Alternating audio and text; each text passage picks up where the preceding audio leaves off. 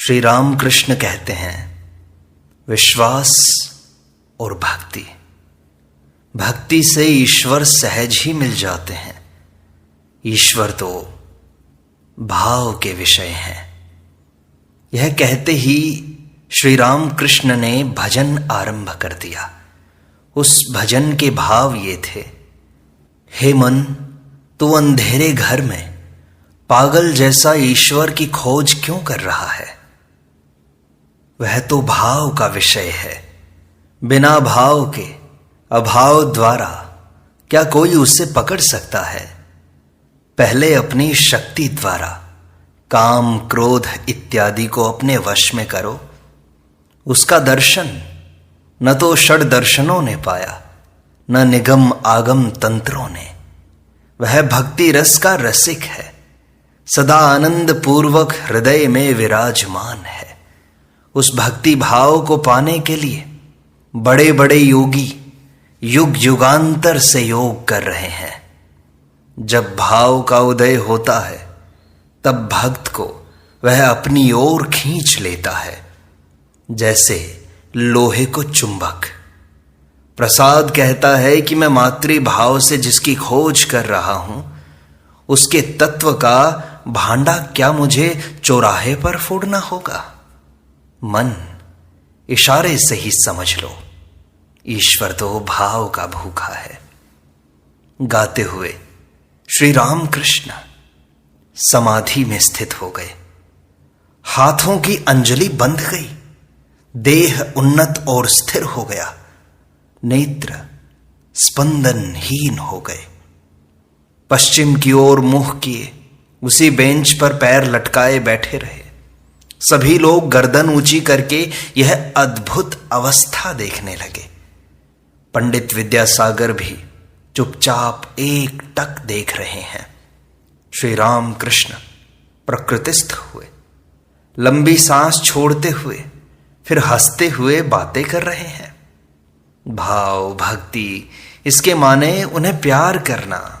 जो ब्रह्म है उन्हीं को मां कहकर पुकारते हैं। प्रसाद कहता है कि मैं मातृभाव से जिसकी खोज कर रहा हूं, उसके तत्व का भांडा क्या मुझे चौराहे पर फोड़ना होगा? हे मन, तू इशारे से ही समझ ले। राम प्रसाद मन को इशारे से ही समझने के लिए उपदेश करते हैं। यह समझने को कहते हैं कि वेदों ने जिन्हें ब्रह्म कहा है, उन्हीं को मैं मां कहकर पुकारता हूं। जो निर्गुण हैं वे ही सगुण हैं, जो ब्रह्म हैं वे ही शक्ति हैं। जब यह बोध होता है कि वे निष्क्रिय हैं, तब उन्हें ब्रह्म कहता हूं। और जब यह सोचता हूं कि वे सृष्टि, स्थिति और प्रलय करते हैं, तब उन्हें आद्या शक्ति काली कहता हूं। ब्रह्म और शक्ति अभेद हैं, जैसे कि अग्नि और उसकी दाहिका शक्ति। अग्नि कहते ही दाहिका शक्ति का ज्ञान होता है, और दाहिका शक्ति कहने से अग्नि का ज्ञान। एक को मानिए तो दूसरा भी साथ मान लिया जाता है। उन्हीं को भक्तजन मां कहकर पुकारते हैं। मां बड़े प्यार की वस्तु है ना। ईश्वर को प्यार करने से वे प्राप्त होते हैं। भाव, भक्ति, प्रीति और विश्वास चाहिए। एक और गाना वे सुनाने लगे। कहते हैं, सुनो। उसका भावार्थ ये था, चिंतन करने से भाव का उदय होता है। जैसा भाव होगा, लाभ भी तो वैसा ही होगा। मूल है ज्ञान। काली के चरण सुधाकर में यदि चित्त डूब जाए तो पूजा, होम, याग, यज्ञ कुछ भी आवश्यक नहीं। चित्त को उन पर लगाना चाहिए, उन्हें प्यार करना चाहिए। वे सुधा सागर हैं, अमृत सिंधु हैं। इसमें डूबने से मनुष्य मरता नहीं, अमर हो जाता है। किसी किसी का यह विचार है कि ईश्वर को ज्यादा पुकारने से मस्तिष्क बिगड़ जाता है, पर बात ऐसी नहीं है। यह तो सुधा समुद्र है, अमृत सिंधु है। वेदों में इसे अमृत कहा है। इसमें डूब जाने से कोई मरता नहीं है, अमर हो जाता है। पूजा, होम, याग, यज्ञ ये कुछ नहीं है।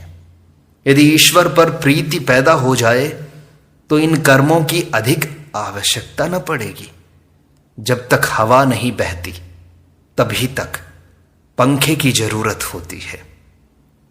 यदि दक्षिणी हवा आप ही आने लगे तो पंखा रख देना पड़ता है। फिर पंखे का क्या काम? तुम जो काम कर रहे हो ये सब अच्छे कर्म हैं। यदि मैं करता हूं इस भाव को छोड़कर निष्काम भाव से कर्म कर सको तो और भी अच्छा है। यह कर्म करते हुए ईश्वर पर भक्ति और प्रीति होगी। इस प्रकार निष्काम कर्म करते जाओ तो ईश्वर लाभ भी होगा। उन पर जितनी ही भक्ति प्रीति होगी उतने ही तुम्हारे काम घटते जाएंगे।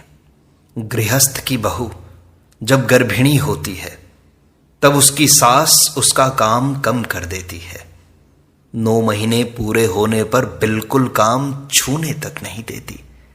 उसे डर रहता है कि कहीं बच्चे को कोई हानि न पहुंचे, संतान प्रसव में कोई विपत्ति न हो। तुम जो काम कर रहे हो उससे तुम्हारा ही उपकार है। निष्काम भाव से कर्म कर सकोगे तो चित्त की शुद्धि होगी। ईश्वर पर तुम्हारा प्रेम बढ़ेगा। प्रेम होते ही तुम उन्हें प्राप्त कर लोगे।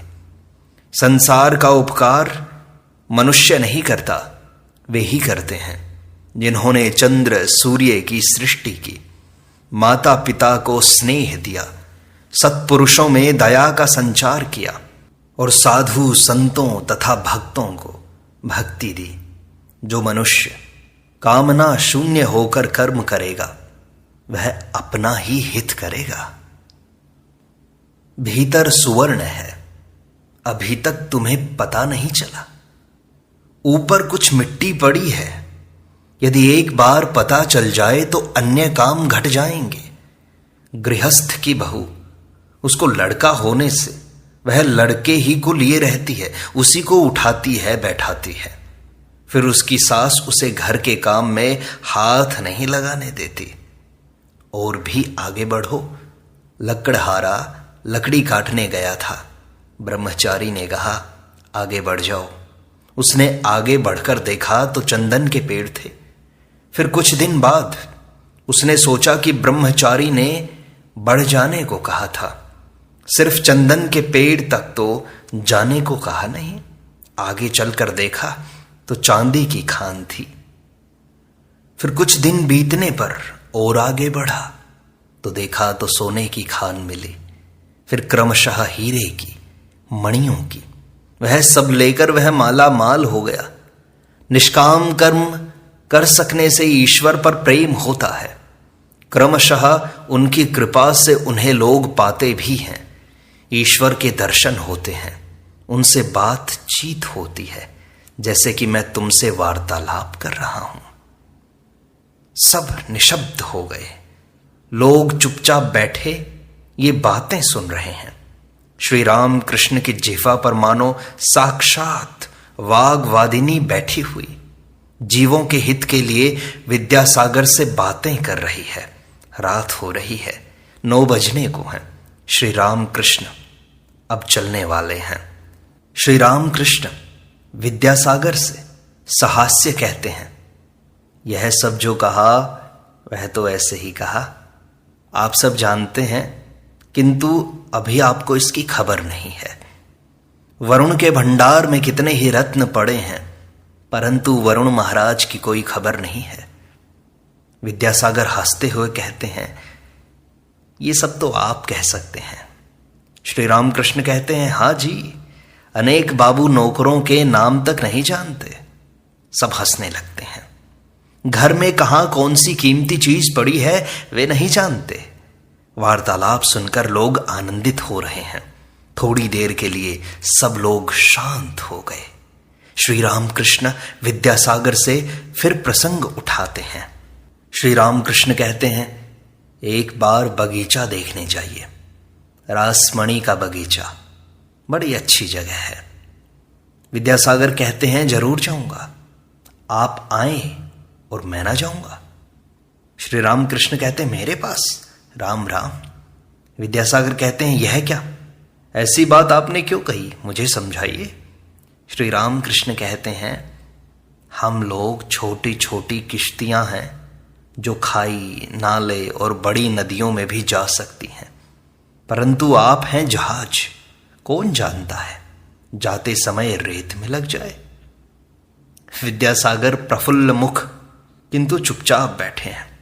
श्री रामकृष्ण हंसने लगते हैं। श्री रामकृष्ण कहते हैं पर हां, इस समय जहाज भी जा सकता है वहां। विद्यासागर हंसते हुए कहते हैं हां ठीक है, यह वर्षा काल है। मास्टर अपने आप से कहने लगते हैं नवानुराग की वर्षा। नवानुराग जब होता है तब मान अपमान का बोध क्या रह सकता है। श्री रामकृष्ण उठे, भक्तजन भी उठे। विद्यासागर आत्मियों के साथ खड़े हैं। श्री रामकृष्ण को गाड़ी पर चढ़ाने जाएंगे।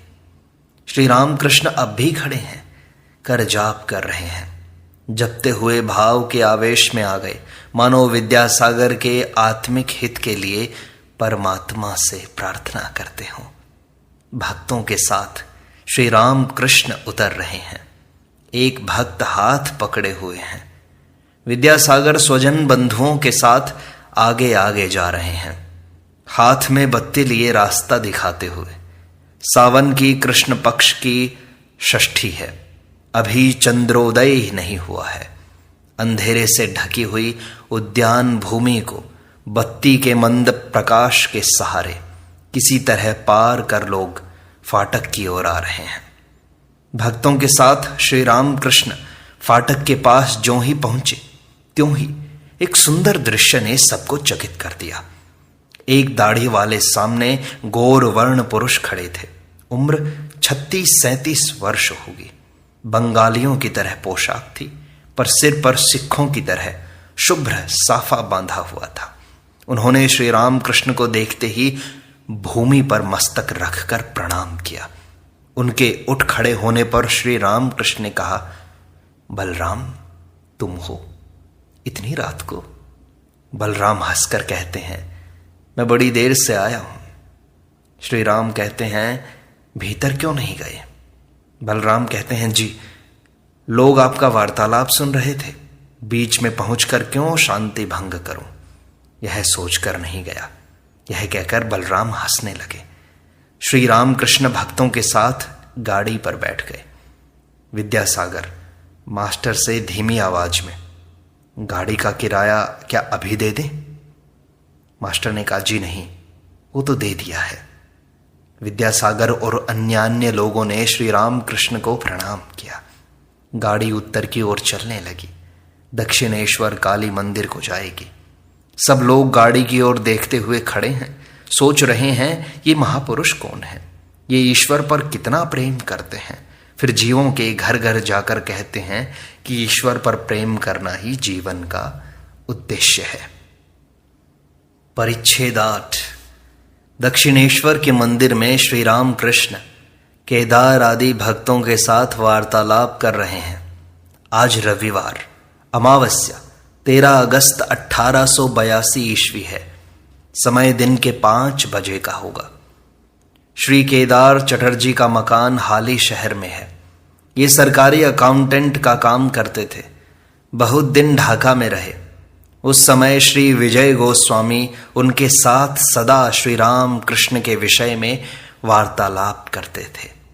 ईश्वर की बात सुनते ही उनकी आंखों में आंसू भर आते थे। वे पहले ब्रह्म समाज में थे। श्री राम कृष्ण अपने कमरे के दक्षिण वाले बरामदे में भक्तों के साथ बैठे हैं। राम, मनोमोहन, सुरेंद्र, राखाल, भवनाथ, मास्टर आदि अनेक भक्त उपस्थित हैं। केदार ने आज उत्सव किया है। सारा दिन आनंद से बीत रहा है। राम ने एक गायक बुलाया है। उन्होंने गाना गाया। गाने के समय श्री राम कृष्ण समाधि मग्न होकर कमरे में छोटी खाट पर बैठे हैं। मास्टर तथा अन्य भक्तगण उनके पैरों के पास बैठे हैं। श्री रामकृष्ण वार्तालाप करते करते समाधि तत्व समझा रहे हैं। कह रहे हैं, सच्चिदानंद की प्राप्ति होने पर समाधि होती है, उस समय कर्म का त्याग हो जाता है। मैं गायक का नाम ले रहा हूं, ऐसे समय यदि वे आकर उपस्थित होते हैं तो फिर उनका नाम लेने की क्या आवश्यकता। मधुमक्खी गुनगुन करती है कब तक? जब तक फूल पर नहीं बैठती। कर्म का त्याग करने से साधक का न बनेगा। पूजा, जप, तप, ध्यान, संध्या, कवच, तीर्थ इत्यादि सभी करना होगा। ईश्वर प्राप्ति के बाद यदि कोई विचार करता है तो वह वैसा ही है जैसा मधुमक्खी मधु का पान करती हुई अस्फुट स्वर से गुनगुनाती रहे। गायक ने अच्छा गाना गाया था। श्री राम कृष्ण प्रसन्न हो गए।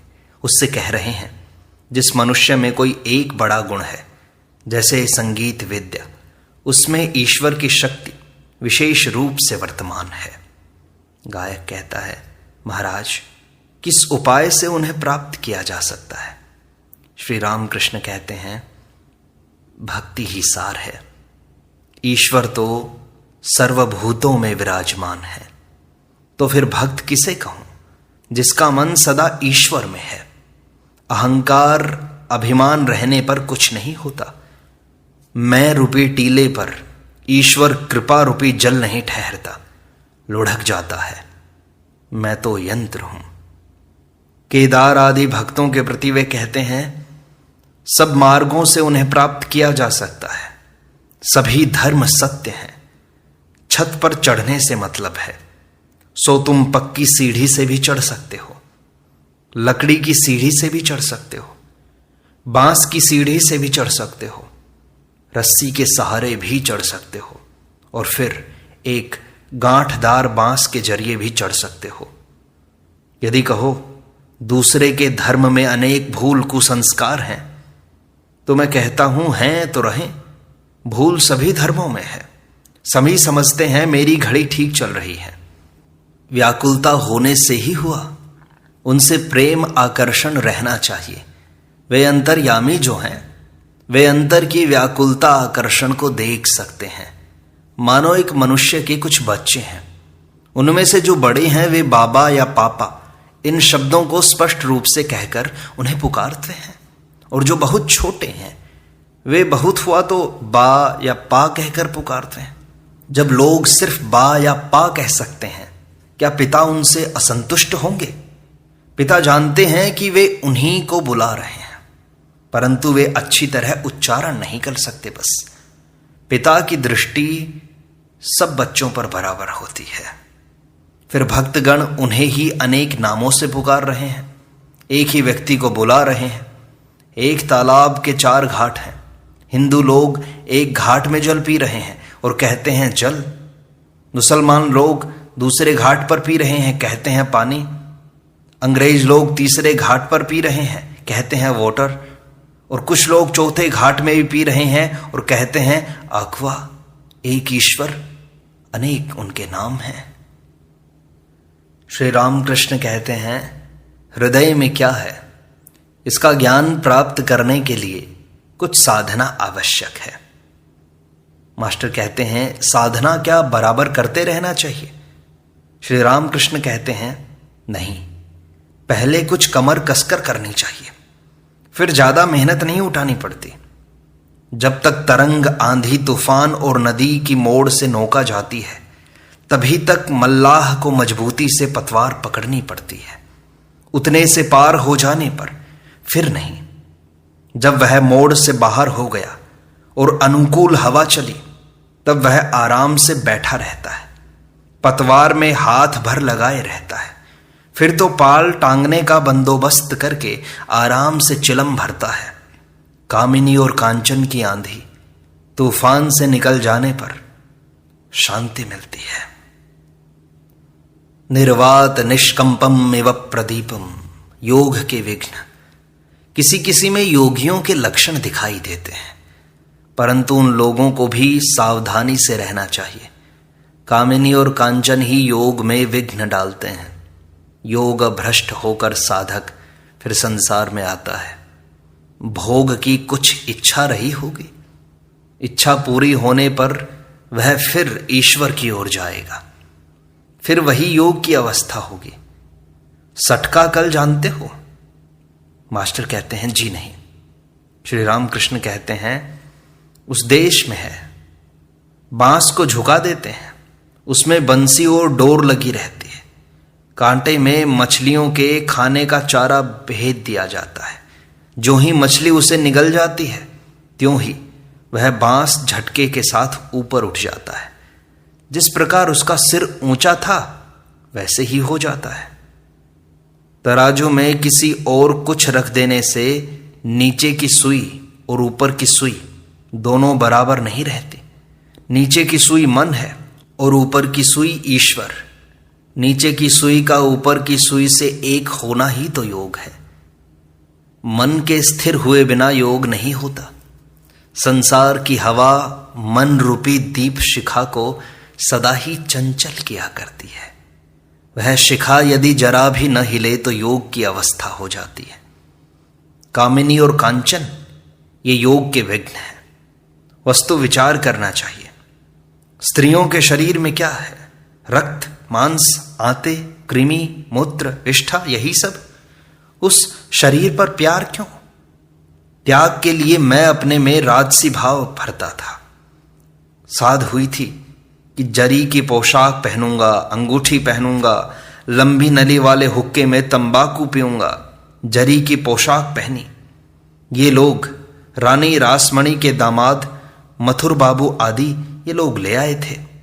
कुछ देर बाद मन ने कहा यही शाल है, यही अंगूठी है, यही हुक्के में तंबाकू पीना है। सब फेंक दिया। तब से फिर मन नहीं चला। शाम हो रही है। कमरे के दक्षिण पूर्व की ओर बरामदे के द्वार के पास ही अकेले श्री राम कृष्ण मणि से बातें कर रहे हैं।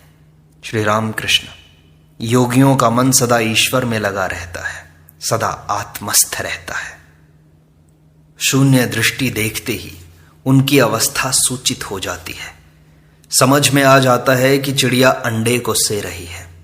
सारा मन अंडे की ही ओर है। ऊपर दृष्टि तो नाम मात्र की है। अच्छा, ऐसा चित्र क्या मुझे दिखा सकते हो?